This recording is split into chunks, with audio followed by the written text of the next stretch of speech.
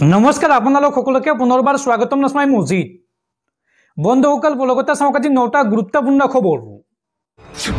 প্ৰথমটো খবৰ PAN card আৰু আধাৰ কাৰ্ডৰ গৰাকীলৈ জৰুৰী খবৰ আৰু মাত্ৰ দুদিন পাছতে নিষ্ক্ৰিয় হ'ব আপোনাৰ পেন কাৰ্ড। আপোনাৰ পেন কাৰ্ডখন এক্টিভ কৰি ৰাখিবলৈ কি কৰিব লাগিব চাও আহক। লগতে UIDAI আধাৰ কাৰ্ডৰ গৰাকীক বান্ধি দিছে অন্তিম দিন। চাও আহক এই সন্দৰ্ভত সবিশেষ।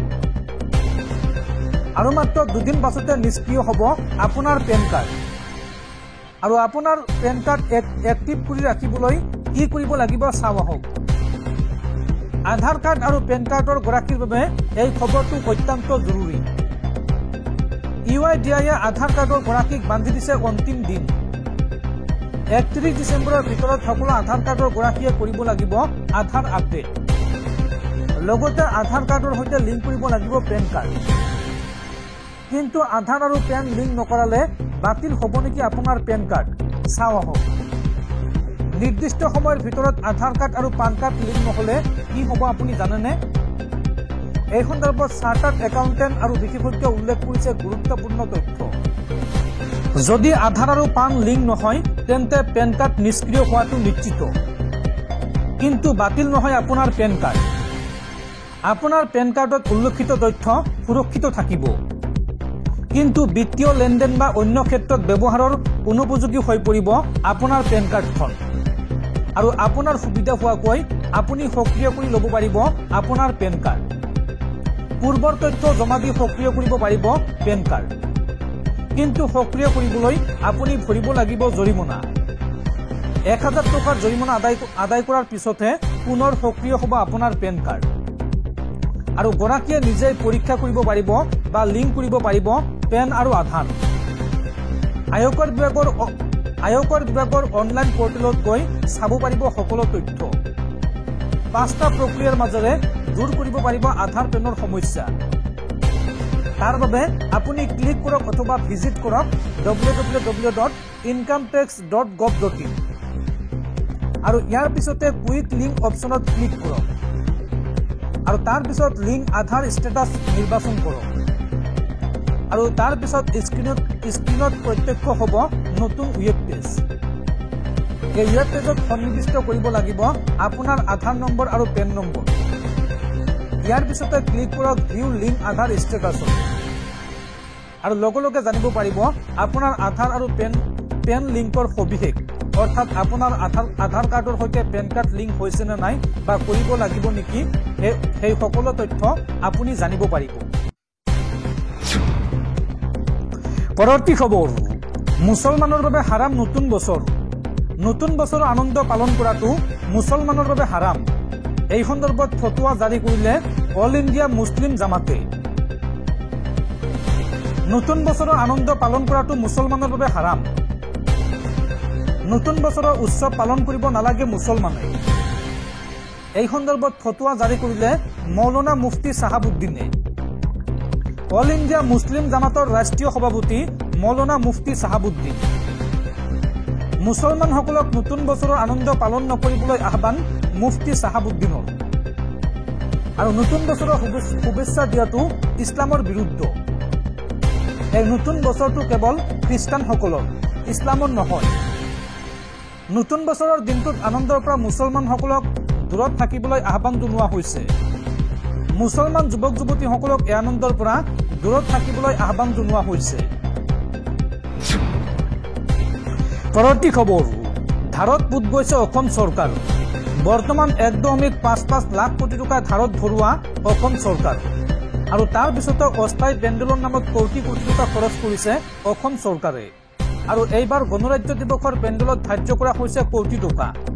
চাও আহক এই সন্দৰ্ভত সবিশেষ। 1,50,000 কোটি টকা ধাৰ লোৱা চৰকাৰে গণৰাজ্য দিৱসৰ অস্থায়ী পেণ্ডেলত খৰচ কৰিব কোটি টকা। বিকাশৰ 12 দিনৰ অস্থায়ী পেণ্ডেলৰ নামতো চৰকাৰৰ ব্যয় কোটি কোটি টকা। ডিব্ৰুগড়ত অস্থায়ী পেণ্ডেলৰ নামত 3,91,720 টকা ব্যয় ৰাজ্য চৰকাৰৰ। নগাঁৱত অস্থায়ী পেণ্ডেলৰ নামত 2,14,56,810 টকা। লখিমপুৰত 1,78,15,920 টকা খৰচ অসম চৰকাৰৰ। দীৰ্ঘম্যাদী পৰিকল্পনাৰ বিপৰীতে খন্তেকীয়া জাকজমকতাত অধিক মনোযোগ ৰাজ্য চৰকাৰৰ। দৰ্শকসকল আৰু বহুতো গুৰুত্বপূৰ্ণ খবৰ আছে। তাৰ আগতে আপোনাক জনাও যে যদি আপুনি এতিয়ালৈকে এইটো ভিডিঅ'ত লাইক কৰা নাই তেন্তে এতিয়াই ভিডিঅ'টোত লাইক কৰি দিয়ক আৰু এনেকুৱা ধৰণৰ ভিডিঅ'সমূহ নিতৌ চাবলৈ চেনেলটো ছাবস্ক্ৰাইব কৰি কাষত থকা বেল আইকনটো প্ৰেছ কৰি ৰাখক। পৰৱৰ্তী খবৰ, ঘোষণা হ'ল অসম সাহিত্য সভাৰ নিৰ্বাচনী ফলাফল। সভাপতি পদত জয়ী হ'ল ডক্টৰ বসন্ত কুমাৰ গোস্বামী আৰু উপসভাপতি পদত পদুম ৰাজখোৱাৰ জয়। ঘোষণা হ'ল অসম সাহিত্য সভাৰ নিৰ্বাচনী ফলাফল। সভাপতি পদত জয়ী হ'ল ডক্টৰ বসন্ত কুমাৰ গোস্বামী। 403টা ভোটত জয়ী হয় ডক্টৰ বসন্ত কুমাৰ গোস্বামী আৰু উপসভাপতি পদত পদুম ৰাজখোৱাৰ জয়। 380টা ভোটত জয়ী হয় পদুম ৰাজখোৱা। পৰৱৰ্তী খবৰ, ৰাজনৈতিক অনুদানৰ ক্ষেত্ৰত পুনৰ শীৰ্ষত বিজেপি আৰু এইবাৰ তৃতীয় স্থানত কংগ্ৰেছ দল। 2023-24 বিত্তীয় বৰ্ষত সকলোতকৈ বেছি ৰাজনৈতিক অনুদান লাভ কৰা দলটো হৈছে ভাৰতীয় জনতা পাৰ্টি। প্ৰতি বছৰৰ দৰে এইবাৰো ৰাজনৈতিক দলসমূহে লাভ কৰা ৰাজনৈতিক অনুদানৰ সঠিক পৰিমাণ প্ৰকাশ কৰিছে। তথ্য অনুসৰি 2023-24 বিত্তীয় বৰ্ষত বিজেপিয়ে সৰ্বাধিক অনুদান লাভ কৰিছে। বিজেপিয়ে লাভ কৰা ধনৰ পৰিমাণ 2244 কোটি। ইয়াৰে অধিকাংশ 20,000 বা তাতকৈ অধিক অংশত আহিছে। অৰ্থাৎ বিজেপিলৈ চান্দা পঠোৱাসকলৰ কোনো এজনেও যে সামান্য টকা দান কৰা নাই সেয়া স্পষ্ট। কিন্তু আমোদজনক কথাটো হ'ল দেশৰ আটাইতকৈ পুৰণি ৰাজনৈতিক দল কংগ্ৰেছৰ কোষাগাৰত জমা হোৱা অনুদানৰ পৰিমাণ বহুত কম। যোৱা বিত্তীয় বৰ্ষত তেওঁলোকৰ একাউণ্টত জমা হৈছে মাত্ৰ 289 কোটি টকা। এই ক্ষেত্ৰত কংগ্ৰেছতকৈও বহুত আগত আছে কে চন্দ্ৰশেখৰ ৰাওৰ ভাৰত ৰাষ্ট্ৰ সমিতি বা বিআৰএছ। তেওঁলোকে লাভ কৰিছিল 580 কোটি টকাৰ চান্দা। উল্লেখযোগ্য যে কংগ্ৰেছতকৈ বিজেপিৰ সম্পত্তি 776.82% বেছি। কংগ্ৰেছ আৰু বিজেপিলৈ আগবঢ়োৱা অনুদানৰ তালিকাৰ শীৰ্ষত আছে এটা নাম, প্ৰুডেণ্ট ইলেক্টৰেল ট্ৰাষ্ট। ভাৰতীয় নিৰ্বাচন আয়োগৰ ৱেবছাইটত প্ৰদান কৰা তথ্য অনুসৰি বিজেপিয়ে এই সংস্থাৰ পৰা 723 কোটি টকা লাভ কৰাৰ বিপৰীতে কংগ্ৰেছে লাভ কৰিছে 156 কোটি টকা। পৰৱৰ্তী খবৰ, সাৱধান ৰাজ্যবাসী। এইবাৰ নৱবৰ্ষৰ আনন্দত বতৰ দিব বিধি পথালি। ৰাজ্যত জাৰি কৰা হৈছে য়েল্লো এলাৰ্ট। 2 জানুৱাৰী পৰ্যন্ত ৰাজ্যত পৰিব প্ৰচণ্ড ঠাণ্ডা। এই আগজাননী বতৰ বিজ্ঞান কেন্দ্ৰৰ। নৱবৰ্ষৰ আনন্দত বতৰে দিব বিধি পথালি। ৰাজ্যত এই সন্দৰ্ভত জাৰি কৰা হৈছে য়েল্লো এলাৰ্ট। 2 জানুৱাৰী পৰ্যন্ত বতৰে ৰূপ সলনি কৰাৰ ইংগিত। এই সময়ছোৱাত মেঘাচ্ছন্ন হ'ব আকাশ আৰু বৰষুণৰ সম্ভাৱনা আছে আৰু ৰাজ্যত বৃদ্ধি পাব পাৰে শীতৰ প্ৰকোপ। এই আগজাননী বতৰ বিজ্ঞান কেন্দ্ৰ। পৰৱৰ্তী খবৰ, পঞ্চায়ত নিৰ্বাচনক লৈ ডাঙৰ ঘোষণা। শীঘ্ৰেই ৰাজ্যত অনুষ্ঠিত হ'ব পঞ্চায়ত নিৰ্বাচন আৰু পঞ্চায়ত নিৰ্বাচনক লৈ প্ৰকাশ পালে চূড়ান্ত ভোটাৰ তালিকা। প্ৰকাশ পালে পঞ্চায়ত নিৰ্বাচনৰ ভোটাৰ তালিকা।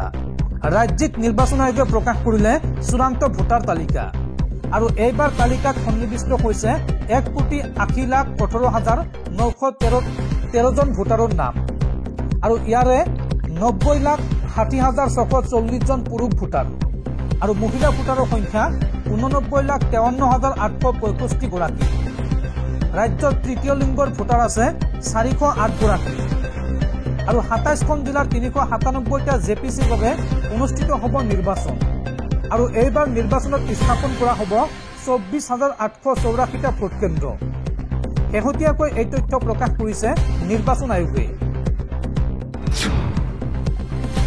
পৰৱৰ্তী খবৰ, নতুন বছৰত ৰাজপথত বাইক চলাওঁতে সাৱধান, অন্যথা আপুনি যাব লাগিব জেললৈ।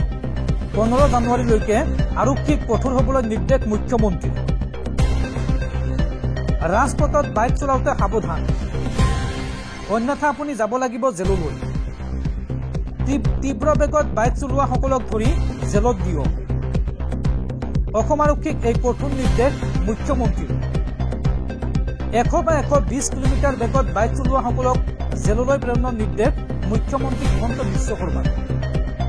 মুখ্যমন্ত্ৰীৰ মন্তব্য, শিশুতে নিজেও মৰে আনকো মাৰে। স্পীডত বাইক চলোৱাসকল সাৱধান। 15 জানুৱাৰীলৈকে আৰক্ষীক কঠোৰ হ'বলৈ নিৰ্দেশ মুখ্যমন্ত্ৰী হিমন্ত বিশ্ব শৰ্মাৰ।